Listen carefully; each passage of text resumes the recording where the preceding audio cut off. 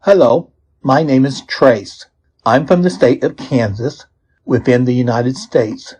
I would like to introduce to you this channel consisting of English with a subtitle. How to Develop Self-Confidence and Influence People by Dale Carnegie. Chapter 4. The Improvement of Memory. The average man, said the noted psychologist, Professor Carl Seashore, does not use above 10% of his actual inherited capacity for memory. He wastes the 90% by violating the natural laws of remembering. Are you one of these average persons? If so, you are struggling under a handicap both socially and commercially. Consequently, you will be interested in and profit by reading and rereading this chapter. It describes and explains these natural laws of remembering and shows how to use them in business and social conversation as well as in public speaking. These natural laws of remembering are very simple. There are only three. Every so-called memory system has been found upon them. Briefly, they are impression, repetition, and association. The first mandate of memory is this: get a deep, vivid, and lasting impression of the thing you wish to retain. And to do that, you must concentrate. Theodore Roosevelt's remarkable memory impressed everyone he met. And no little amount of his extraordinary facility was due to this. His impressions were scratched on steel, not written in water. He had, by persistence and practice, trained himself to concentrate under the most adverse conditions. In 1912, during the Bull Moose Convention in Chicago, his headquarters were in the Congress Hotel. Crowds surged through the street below, crying, waving banners, shouting, "We want Teddy! We want Teddy!" The roar of the throng, the music of bands, the coming and going of politicians, the hurried conferences, the consultations would have driven ordinary individual to distraction. But Roosevelt sat in a rocking chair in his room, oblivious to it all, reading Herodotus, the Greek historian. On his trip through the Brazilian wilderness, as soon as he reached the camping ground in the evening, he found a dry spot under some huge tree, got out a camp stool and his copy of Gibbon's Decline and Fall of the Roman Empire. And at once he was so immersed in the book that he was oblivious to the rain, to the noise and activity of the camp, to the sounds of the tropical forest. Small wonder that the man remembered what he read. 5 minutes of vivid, energetic concentration will produce greater results than days of mooning about in a mental haze. 1 intense hour, wrote Henry Ward Beecher, will do more than dreamy years. If there is any one thing that I have learned which is more important than anything else, said Eugene Grace, who made over $1 million a year as a president of Bethlehem Steel Company, and which I practice every day under any and all circumstances, it is concentration in the particular job I have in hand. This is one of the secrets of power, especially memory power. They couldn't see a cherry tree. Thomas Edison found that 27 of his assistants had used, every day for 6 months, a certain path which led from his lamp factory to the main works at Menlo Park, New Jersey. A cherry tree grew along that path, and yet none of these 27 men had, when questioned, ever been conscious of that tree's existence. The average person's brain, declared Mr. Edison, with heat and energy, does not observe a thousandth part of what the eye observes. It is almost incredible how poor our powers of observation, genuine observation, are. Introduce the average person to 2 or 3 of your friends, and the chances are that 2 minutes afterward he cannot recall the name of a single one of them. And why? Because he never paid sufficient attention to them in the first place. He never accurately observed them. He will likely tell you he has a poor memory. No, he has a poor observation. He would not condemn a camera because it failed to take pictures in a fog, but he expects his mind to retain impressions that are hazy and foggy to a degree. Of course, it can't be done. Joseph Pulitzer, who made the New York World, had 3 words placed over the desk of every man in his editorial offices. Accuracy, accuracy, accuracy. That is what we want. Hear the man's name precisely. Insist on it. Ask him to repeat it. Inquire how it is spelled. He will be flattered by your interest, and you will be able to remember his name because you have concentrated on it. You have got a clear, accurate impression. Why Lincoln read aloud. Lincoln, in his youth, attended a country school where the floor was made up out of split logs, greased pages torn from the copybooks, and pasted over the windows served instead of glass to let the light in. Only one copy of the textbook existed, and the teacher read from it aloud. The pupils repeated the lesson after him, all of them talking at once. It made a constant uproar, and the neighbors called it the Blab School. At the Blab School, Lincoln formed a habit that clung to him all his life. He forever read aloud everything he wished to remember. Each morning, as soon as he reached his law office in Springfield, he spread himself out on the couch, hooked one long, ungainly leg over a neighboring chair, and read the newspaper audibly. He annoyed me, said his partner, almost beyond endurance. I once asked him why he read in this fashion. This was his explanation. When I read aloud, 2 senses catch the idea. First, I see what I read. Second, I hear it, and therefore I can remember it better. His memory was extraordinarily retentive. My mind, he said, is like a piece of steel, very hard to scratch anything on it, but almost impossible after you get it there to rub it out. Appealing to 2 of the senses was the method he used to do the scratching. Go and do likewise. The ideal thing would be not only to see and hear the thing to be remembered, but to touch it and smell it and taste it. But above all else, see it. We are visual-minded. Eye impressions stick. We can remember a man's face, even though we cannot recall his name.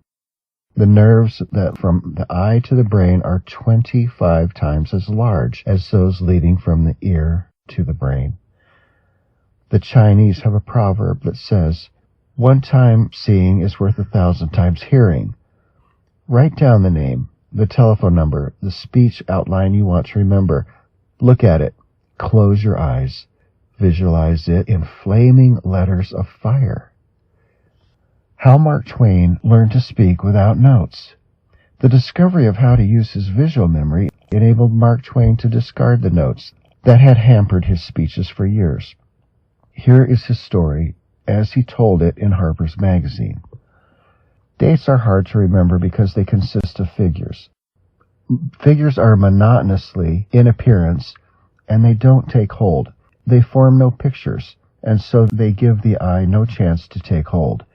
Pictures can make dates stick. They can make nearly anything stick, particularly if you make the picture yourself.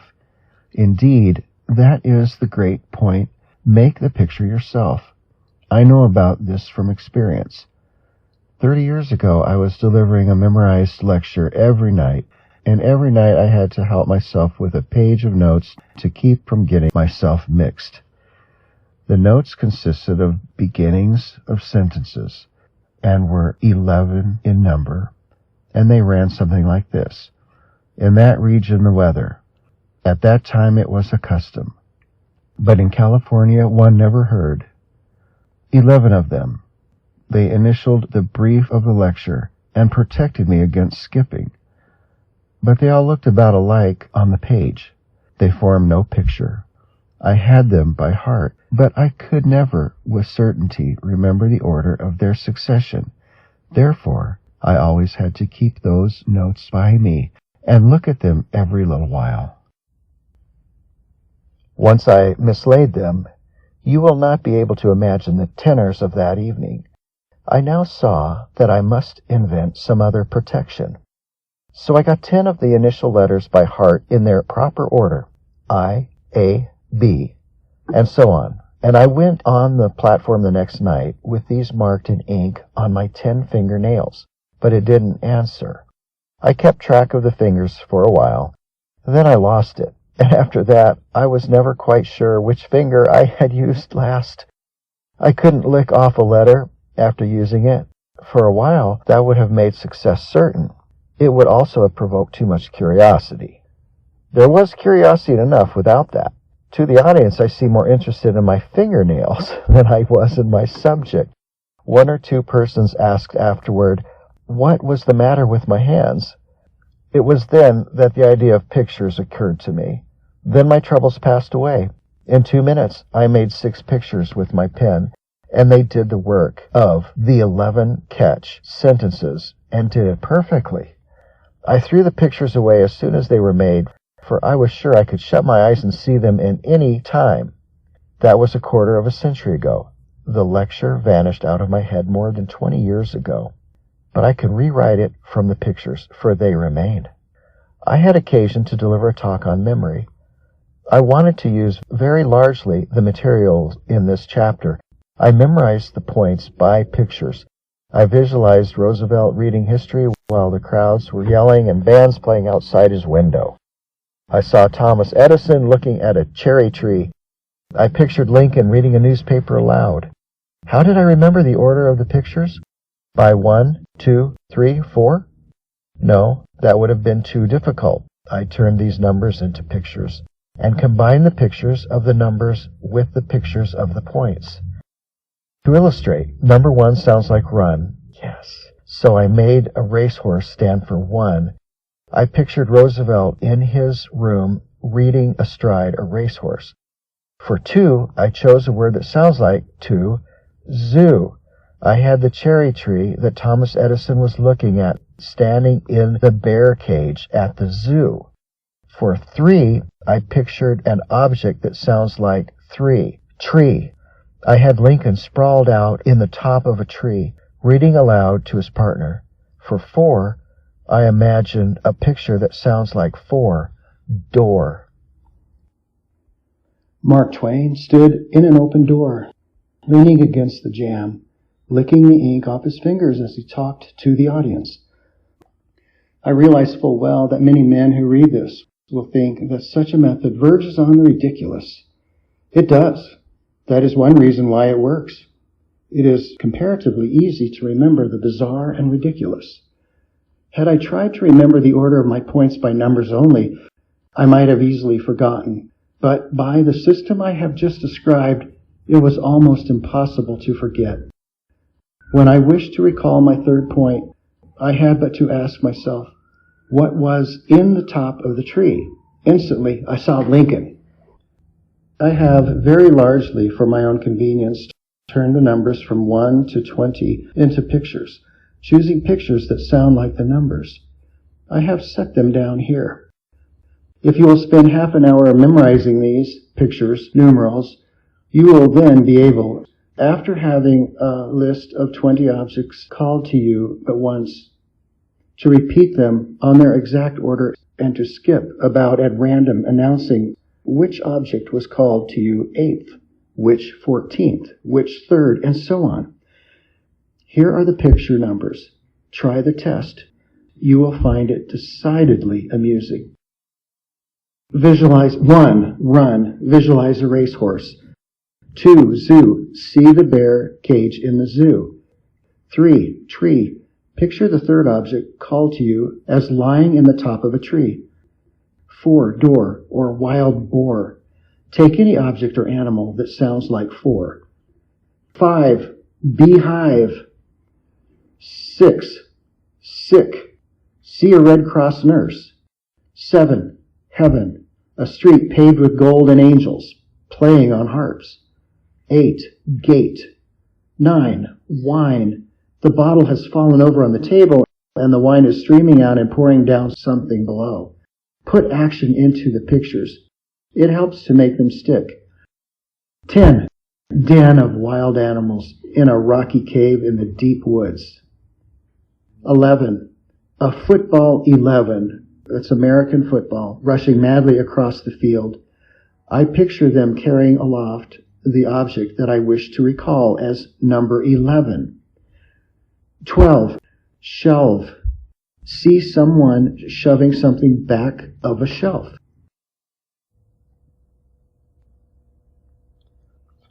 13.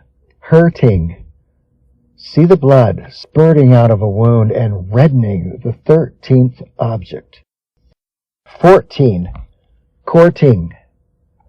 A couple are sitting on something and making love. 15. Lifting. A strong man, a regular John L. Sullivan, is lifting something high above his head. 16. Licking. A fist fight. 17. Leavening. A housewife is kneading dough, and into the dough she kneads the 17th object. 18. Waiting. A woman is standing at a forked pad in the deep woods waiting for someone. 19. Pining. A woman is weeping. See her tears falling on the 19th thing you wish to recall. 20. Horn of plenty. A goat's horn overflowing with flowers and fruits and corn. If you wish to try the test, spend a few minutes memorizing these picture numbers. If you prefer, make pictures of your own. For 10, think of wren, or fountain pen, or hen, anything that sounds like 10. Suppose that 10th object recalled to you a windmill. See the hen sitting on the windmill, or see it pumping ink into the fountain pen. Then, when you are asked, what was the 10th object called? Do not think of 10 at all, but merely ask yourself, where was the hen sitting? Yes. You may not think it will work, but try it. You can soon astound people with what they will consider to be an extraordinary capacity for remembering. You will find it entertaining, if nothing else. Memorizing a book as long as the New Testament. One of the largest universities in the world is the Al-Azhar at Cairo. It is a Mohammedan institution with 21,000 students. The entrance examination requires every applicant to repeat the Quran from memory. The Quran is about as long as the New Testament, and 3 days are required to recite it. The Chinese students, or study boys as they are called, have to memorize some of the religious and classical books of China. How are these Arab and Chinese students able to perform these apparently prodigious feats of memory? By repetition, the second natural law of remembering. You can memorize an almost endless amount of material if you will repeat it often enough. Go over the knowledge you want to remember. Use it. Apply it. Employ the new word in your conversation. Call the stranger by his name if you want to remember it. Talk over in conversation the points you want to make in your public address. The knowledge that is used tends to stick. The kind of repetition that counts. But the mere blind, mechanical going over a thing by rote is not enough. Intelligent repetition, repetition done in accordance with certain well-established traits of the mind, that is what we must have. For example, Professor Iggenhaus gave his students a long list of nonsense syllables to memorize, such as diux, coli, and so on. He found that these students memorized as many of these syllables by 38 repetitions, distributed over a period of 3 days, as they did by 68 repetitions done at a single sitting. Other psychological tests have repeatedly shown similar results. That is a very significant discovery about the working of our memories.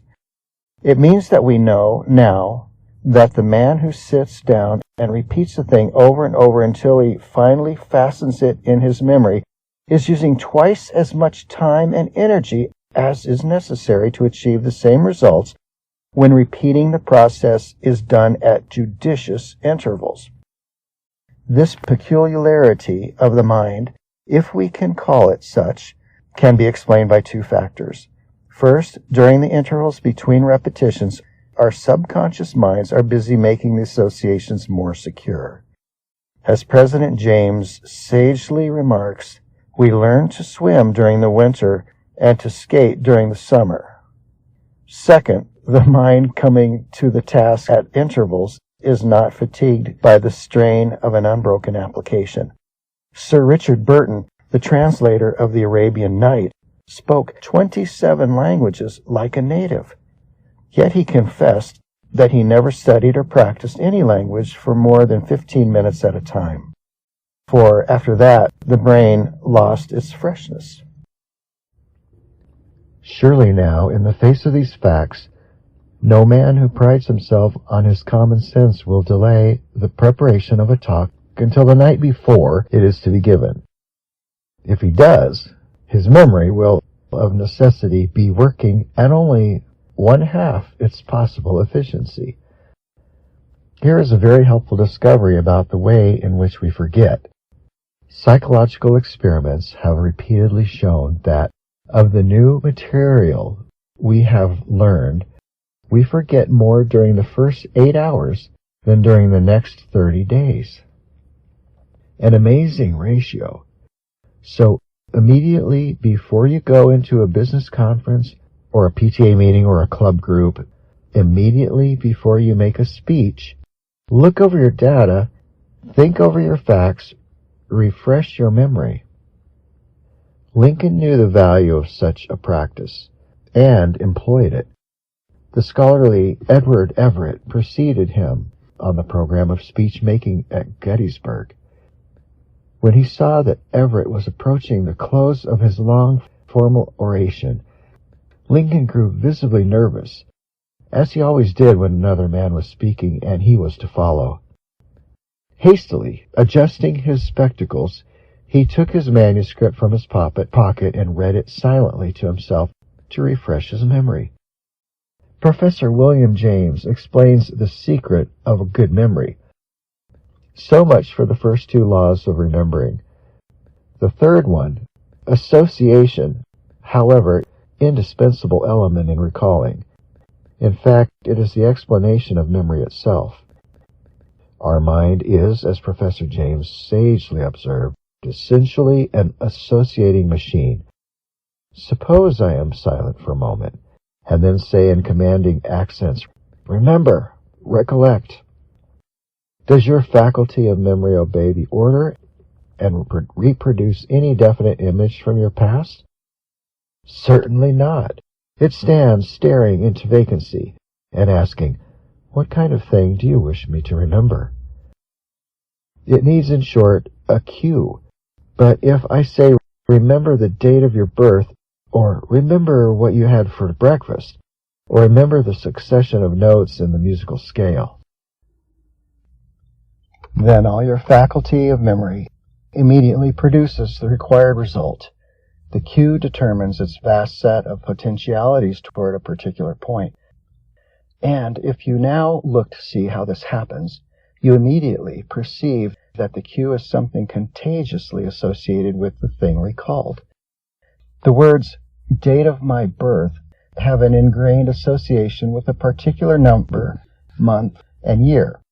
The words "breakfast this morning" cut off all other lines of recall except those which lead to coffee and bacon and eggs. The words "musical scale" are mental neighbors of do, re, mi, fa, sol, la, ti, do.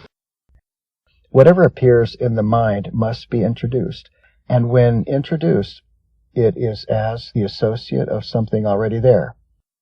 This is as true of what you are recollecting as it is of everything else you think of. How to link your facts together. Very good, but how are we to set about weaving our facts into systematic relations with each other? The answer is this: by finding their meaning, by thinking them over.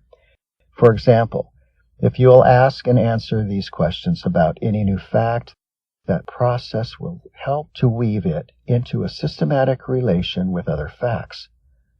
Why is this so? How is this so? When is it so? Where is it so? Who said it is so? Haven't you had the experience, when meeting a man for the second or third time, of discovering that although you could remember his business or profession, you cannot recall his name? The reason is this: a man's business is something definite and concrete. It has a meaning. It will adhere like a court plaster, while his meaningless name will roll away like hail falling off a steep roof. Consequently, to make sure of your ability to recall a man's name, fashion a phrase about it that will tie it up to his business. There can be no doubt whatever about the efficacy of this method. For example, 20 men, strangers to one another, recently met at the Penn Athletic Club of Philadelphia. Each man was asked to rise, announce his name and business. A phrase was then manufactured to connect the two, and within a few minutes each person present could repeat the name of every other individual in the room. Many meetings later, neither the names nor businesses were forgotten, for they were linked together. They adhered. Here are the first few names in alphabetical order from that group, and here are the crude phrases that were used to tie the names to the businesses. Mr. G.P. Albrecht, sand business. Sand makes all bright. Mr. G.W. Bayless, asphalt. Use asphalt and pay less. Mr. H.M. Biddle, woolen cloth. Mr. Biddle piddles about the wool business. Mr. O.W. Doolittle, automobiles. Do little and you won't succeed in selling cars. Mr. Thomas Fisher, coal. He fishes for coal orders. How to remember dates. Dates can best be retained by connecting them with important dates already firmly established in the mind. Isn't it far more difficult, for example, for an American to remember that the Suez Canal was opened in 1869 than to remember that the first ship passed through it 4 years after the close of the Civil War? If an American tried to remember that the first settlement in Australia was made in 1788, the date is likely to drop out of his mind like a loose bolt out of a car. It is far more likely to stick if he thinks of it in connection with July 4th, 1776, and remembers that it occurred 12 years after the Declaration of Independence. That is like screwing a nut on the loose bolt. It holds. It is well to bear this principle in mind when you are selecting a telephone number. For example, the writer's phone number during the war was 1776. No one had difficulty in remembering it. If you can secure from the phone company some such number as 1492, 1861, 1865, 1914, 1918, your friends will not have to consult the directory. It's because these are very well-known dates in the United States. They might forget that your phone number was 1492 if you gave them the information in a colorless fashion. But would it slip their minds if you said, "You can easily remember my phone number, 1492, the year Columbus discovered America"? The Australians, New Zealanders, and Canadians who are reading these lines would, of course, substitute for 1776, 1881, 1865 significant dates in their own history. What is the best way to memorize the following dates? A. 1564, birth of Shakespeare. B. 1607, the first English settlement in America was made in Jamestown. C. 1819, the birth of Queen Victoria. D. 1807, the birth of Robert E. Lee. E. 1789, the Bastille was destroyed. You would doubtless find it tiresome to memorize by sheer mechanical repetition the names of the 13 original states in the order in which they entered the Union. But tie them together with a story, and the memorizing can be done with a fraction of the time and trying. Read the following paragraph just once. Concentrate. When you have finished, see if you cannot name the 13 states in their correct order. One Sunday afternoon, a young lady from Delaware bought a ticket over the Pennsylvania Railroad for a little outing. She packed a New Jersey sweater in her suitcase and visited a friend, Georgia, in Connecticut. The next morning, the hostess and her visitor attended Mass in a church on Mary's land. Then they took the South Car line home and dined on a new ham, which had been roasted by Virginia, the colored cook from New York. After dinner, they took the North Car line and rode to the island. How to remember the points of your talk. There are only two ways by which we can possibly think of a thing. First, by means of an outside stimulus. Second, by association with something already in the mind. Applied to speeches, that means just this. First, you can recall your points by the aid of some outside stimulus such as notes. But who likes to see a speaker use notes? Second, you can remember your points by associating them with something already in the mind. They should be arranged in such a logical order that the first one leads inevitably to the second, and the second to the third as naturally as the door of one room leads into another.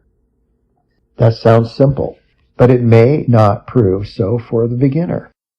There is, however, a method of tying your points together that is easy, rapid, and all but foolproof. I refer to the use of a nonsense sentence. To illustrate, suppose you wish to discuss a veritable jumble of ideas, unassociated and hence hard to remember, such as, for example, cow, cigar, Napoleon, house, religion. Let us see if we cannot weld those ideas like the link of a chain by means of this absurd sentence. The cow smoked a cigar and hooked Napoleon, and the house burned down with religion. Now, will you please cover the sentence above with your hand while you answer these questions? What is the third point of that talk? The fifth, the fourth, second, first. Does the method work? It does. And you, who are trying to improve your memory, are urged to use it. Any group of ideas can be linked together in some such fashion, and the more ridiculous the sentence used for the linking, the easier it will be to recall. What to do in case of a complete breakdown? Let us suppose that in spite of all her preparation and precaution, a speaker, in the middle of her talk before a church group, suddenly finds her mind a blank, suddenly finds herself staring at her hearers completely balked, unable to go on a terrifying situation. Her pride rebels at sitting down in confusion and defeat. She feels that she might be able to think of her next point, of some point, if she had only 10-15 seconds of grace, but even 15 seconds of frantic silence before an audience would be little less than disastrous. What is to be done? When a certain well-known U.S. senator recently found himself in this situation, he asked his audience if he were speaking loudly enough, if he could be heard distinctly in the back of the room. He knew that he was. He was not seeking information, he was seeking time. And in that momentary pause, he grasped his thought and proceeded. But perhaps the best lifesaver in such a mental hurricane is this. Use the last word or phrase or idea in your last sentence for the beginning of a new sentence. This will make an endless chain that, like Tennyson's brook, and I regret to say, with as little purpose as Tennyson's book, will run on forever.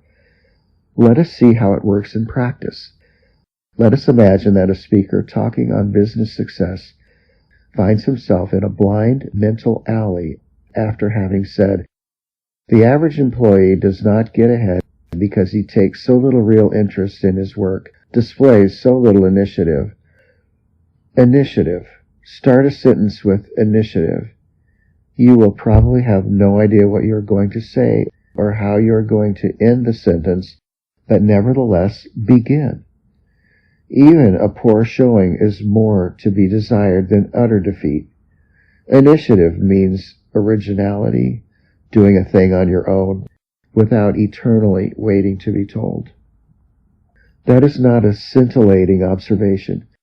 It won't make speech history, but isn't it better than an agonizing silence? Our last phrase was what? Waiting to be told. All right, let us start a new sentence with that idea. The constant telling and guiding and driving of employees who refuse to do any original thinking is one of the most exasperating things imaginable. Well, we got through that one.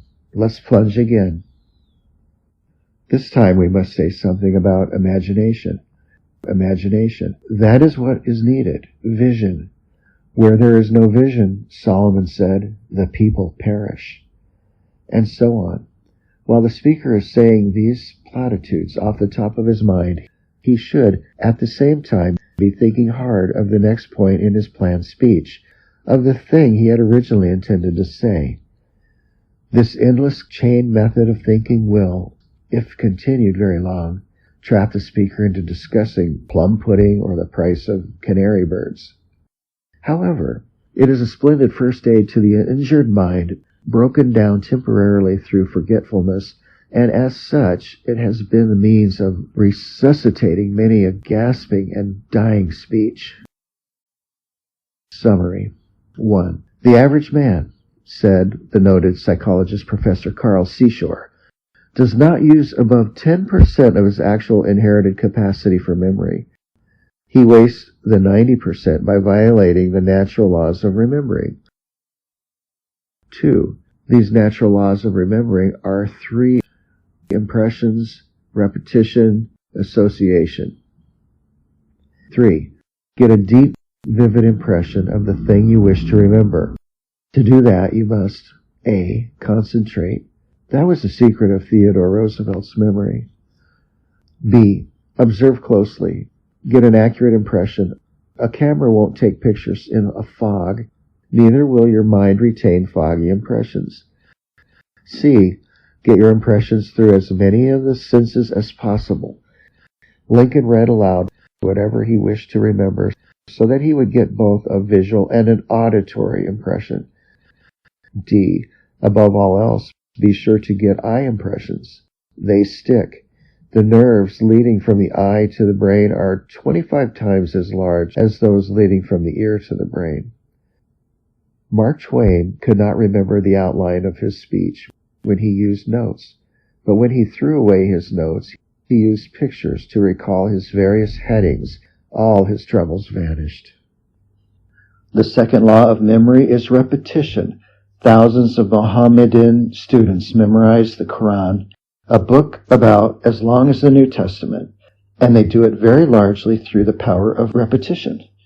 We can memorize anything within reason if we repeat it often enough, but bear these facts in mind as you repeat. A. Do not sit down and repeat a thing over and over until you have engraved it on your memory. Go over it once or twice, then drop it. Come back later and go over it again. Repeating at intervals in that manner will enable you to memorize a thing in about 1/2 the time required to do it at one sitting. After we memorize a thing, we forget as much during the first 8 hours as we do during the next 30 days. So go over your notes just a few minutes before you rise to make your talk. The third law of memory is association. The only way anything can possibly be remembered at all is by associating it with some other fact. Whatever appears in the mind, said Professor James, must be introduced, and when introduced, it is as the associate of something already there. The one who thinks over his experiences most and weaves them into the most synthetic relation with each other will be the one with the best memory. When you wish to associate one fact with others already in the mind, think over the new fact from all angles. Ask about it such questions as these. Why is this so? How is this so? When is it so? Where is it so? Who said it is so? To remember a stranger's name, ask questions about it. How is it spelled? And so on. Observe his looks sharply. Try to connect the name with his face. Find out his business and try to invent some nonsense phrase that will connect his name with his business, such as was done in the Penn Athletic Club group. To remember dates, associate them with prominent dates already in the mind. For example, the 300th anniversary of Shakespeare's birth occurred during the Civil War. To remember the points of your address, arrange them in such logical order that one leads naturally to the next. In addition, one can make a nonsense sentence out of the main points. For example, the cow smoked a cigar and hooked Napoleon, and the house burned down with religion. If, in spite of all the precautions, you suddenly forget what you intended to say, you may be able to save yourself from complete defeat by using the last words of your last sentence as the first words in a new one. This can be continued until you are able to think of your next point. The end.